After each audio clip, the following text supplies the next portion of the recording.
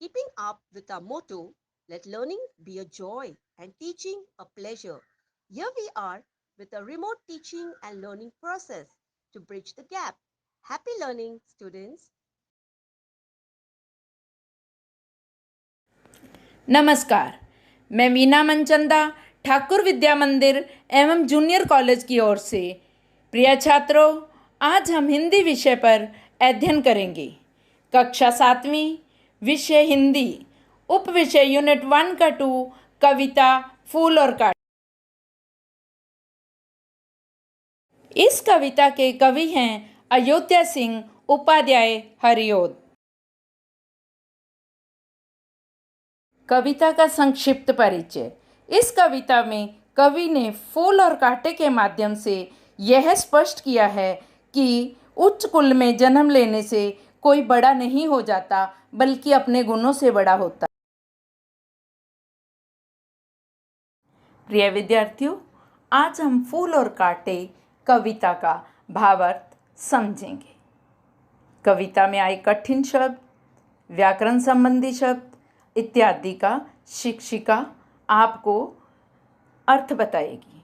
आप अपने हाथ में पेंसिल रखिए और अपनी पुस्तक पर ही उसका अर्थ लिख लीजिए।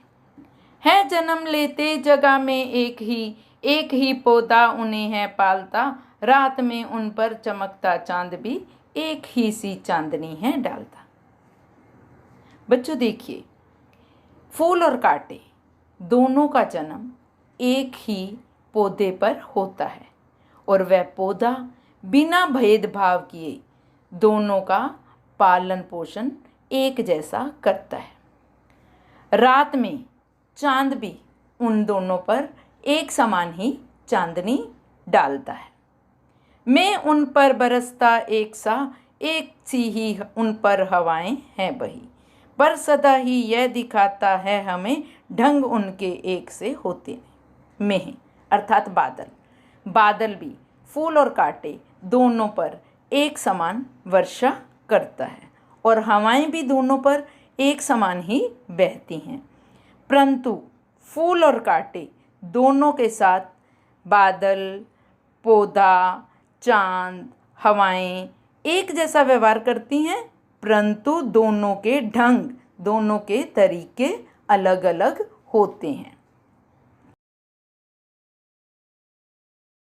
छेद कर काटा किसी की उंगलियां, फाड़ देता है किसी का वरवसन, प्यार डूबी तितलियों के पर कतर, भोर का वेद देता श्याम था। काटा मनुष्य की उंगलियों में छेद कर देता है और खून बहने लग जाता है। आपने देखा ना, कभी कभी आप गुलाब का फूल तोड़ने जाते हैं तो उस पेड़ पर लगे कांटे हमारी उंगलियों में चुभ जाते हैं और हमारे खून भी आने लग जाता है। तो कांटा क्या करता है, जब कोई फूल तोड़ने आता है तो उसकी उंगलियों में छेद कर देता है।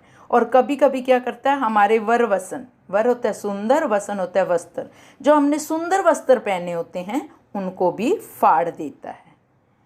तितलियां जो कि फूलों पर उनका रस पीने के लिए आती हैं, परंतु कांटा क्या करता है, उनके परों को अर्थात उनके पंखों को कतर देता है, काट देता है, उनके परों को काट देता है, जिससे उनको क्या होता है, दुख मिलता है।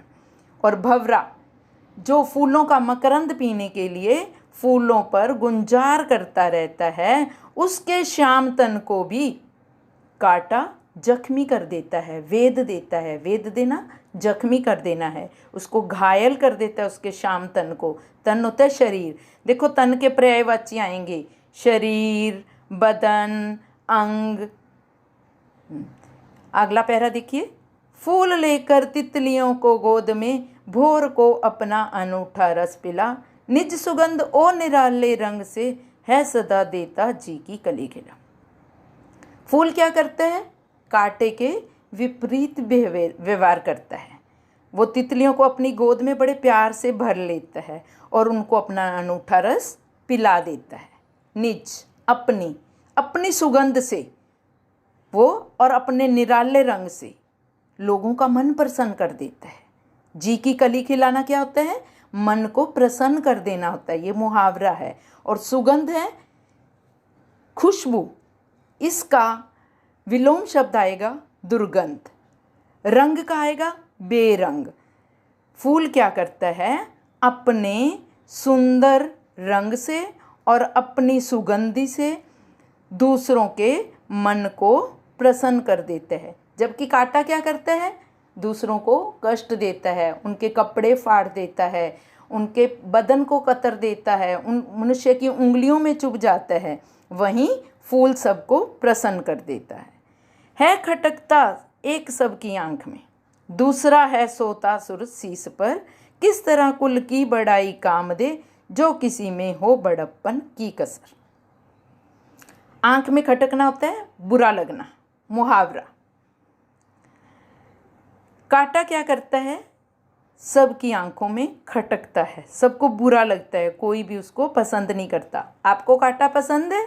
नहीं, किसी को भी कांटा पसंद नहीं होता है।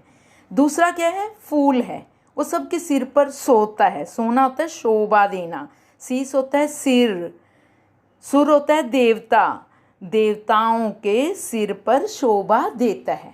कैसे?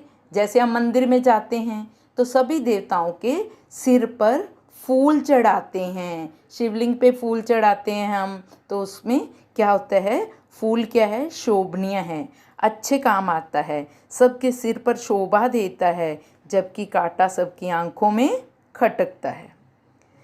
कोई भी व्यक्ति अपने कुल की बढ़ाई कैसे कर सकता है, यदि वो अच्छे काम करे, उसमें अच्छे गुण हो, उसका अच्छा स्वभाव हो, वो दूसरों की सहायता करे।